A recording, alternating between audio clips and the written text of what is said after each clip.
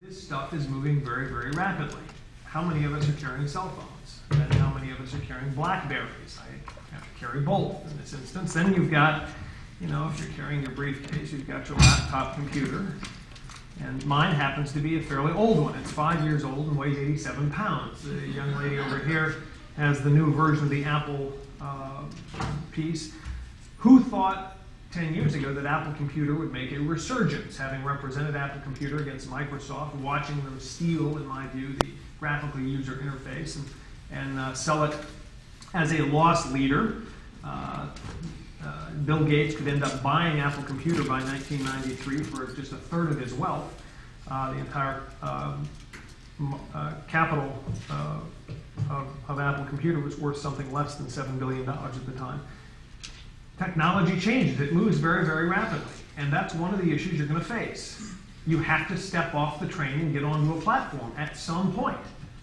And in our case, we stepped off that train and got onto a platform that we looked at as giving us that possibility of avoiding the problems of the future.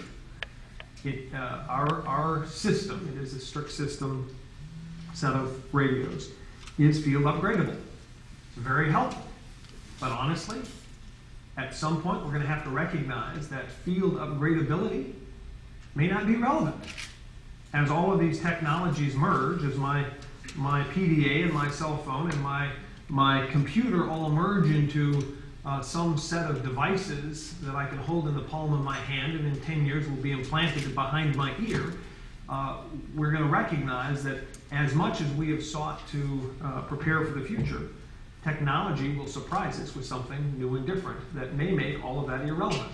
So one of the things to prepare for, in my view, from a municipal perspective, is to seek to remove as much of that risk from the municipal's plate and put it onto the private sector as possible.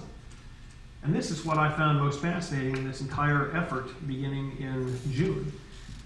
We started talking privately, and that didn't last very long. I found my first set of notes from a meeting on July 6, 2004, where I talked with 10 of our community leaders about the notion of going toward a Wi-Fi system to address our public safety issues, as well as supply our community with another competitive device. We have pretty good service from Qwest through DSL with DSL. We have Cox Cable supplying its cable system. But Wi-Fi offered us, as it does everyone else, that added competitive element that helps keep everybody else in check. That by supplying that competitive piece, we see that our other service providers for connection to the internet are held in check by this third service provider. I was asked this morning, well, what happens when and if our service provider, Mobile Pro, is ever acquired by Cox Cable? Well, that points out another one of these elements that you should be thinking about. Not only do you need to deal with the fact that you're going to step off and get onto a platform, and how do you do your best job at making that future problem-proof, but in this instance, what do you do when the market reacts to the threat of a monopolist's interests and acquisitions start taking place? And I have no doubt that that will occur. We see YouTube acquired by Google yesterday. Those kinds of things are going to be occurring.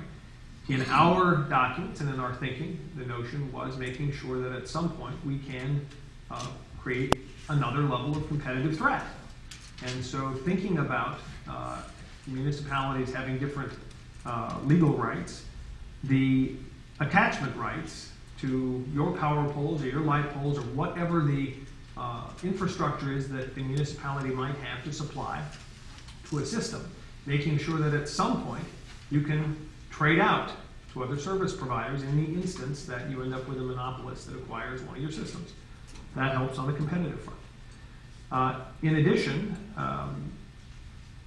the most fascinating thing I saw when we began our discussion was the level of the debate that was occurring at that time, in late 2003 and through 2004.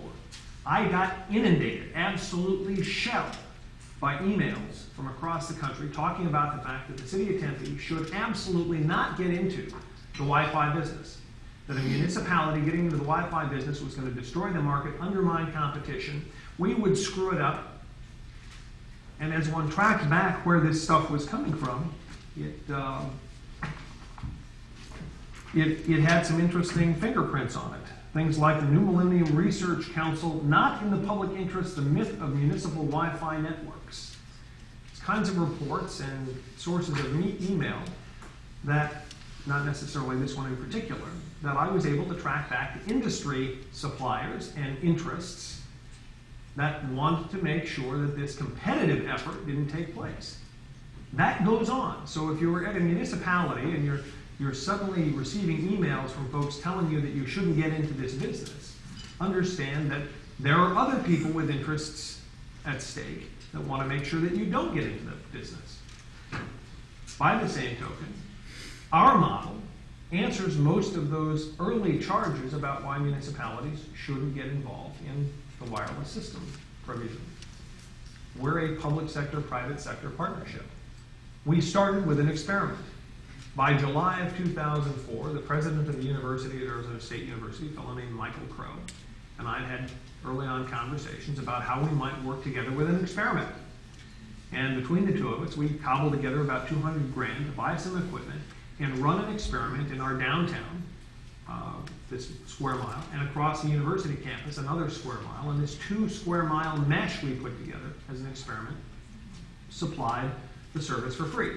It's in the university's interest because as a university that's seeking to brand itself as a high-tech place to go to school, it has some very cutting-edge research work it's doing. It's trying to attract the best and the brightest across the country.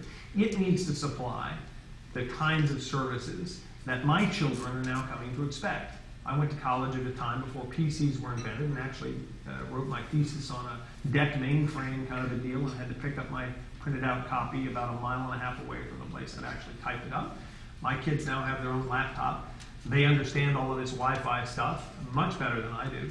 And the university knew that it had to attract those kinds of students. They wanted to run this experiment so that they could be the cutting-edge supplier of Wi-Fi services across its campus for free to all of its students. Those students could access all of the research databases available at the campus. We ran that experiment supplied by the city, so this was really, and the university, really a government-driven experiment. We worked through a number of those issues and recognized that our best way to supply this was like the bookstore example, that we should go out and seek private sector parties that were interested in supplying another kind of service in the city of Tempe. So we put together an RFP that set out those kinds of terms, the sorts of services we were interested in seeking. The earlier debate that was going on I found interesting because there's some notion that this takes place outside the market, that a municipality defines what it wants to do and then goes out and buys this service. Our experience is that entering the market, we are both an investor and an acquirer of those services, as well as in some ways the supplier of those services. Our municipality, like many of yours, has to offer a very valuable asset. That is the attachment rights. That's a very, very powerful market niche that you hold in many instances. Certainly you may not have that. I think the example that you own the power, that you own the light poles, but you don't get the power. City of Tempe buys its power for all of its light poles, and so we already have the arrangement. We're just buying a little more power through those light pole attachments. In that instance, you've got the opportunity to work with the private sector to see what the private sector will do for you. And that's where your real tests come in. How good a negotiator are you? What kind of leverage do you have to offer?